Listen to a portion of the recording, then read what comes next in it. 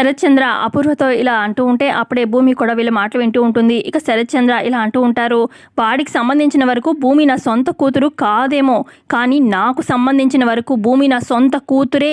రేపు వస్తా అన్నాడుగా ఆ గగన్ గాడు, రాని వస్తే చెప్తా వాడి సంగతి అని చెప్పి చంద్ర చాలా కోపంగా చెప్తూ ఉంటారు ఆ మాటని. ఇక భూమికి ఏం చేయాలో అర్థం కాక టెన్షన్ పడుతూ ఉంటుంది. ఆ తర్వాత ఇక ల్యాండ్లైన్కి ఫోన్ వస్తుందన్నమాట.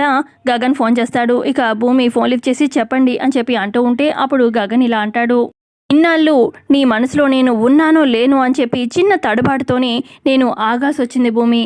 కానీ ఇక ఆగాల్సిన అవసరం ఏమాత్రం లేదు. ఇక నువ్వు కట్టు బట్టలతోని రేపే నువ్వు మన ఇంటికి వచ్చేసేయి.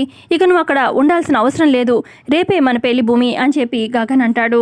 ఏంటి పెళ్ళా అని చెప్పి భూమి అంటూ ఉంటే, పెళ్ళా కాదు భూమి, మన పెళ్ళి అని చెప్పి అనగానే కాదండి అని భూమి చెప్పబోతూ ఉంటే, భూమి ప్లీజ్, ఇప్పుడు నువ్వు ఏం చెప్పినా వినే పరిస్థితుల్లో నేనైతే లేను. రేపు 10 గంటలకి ఆ ఇంటికి రాబోతున్నాను.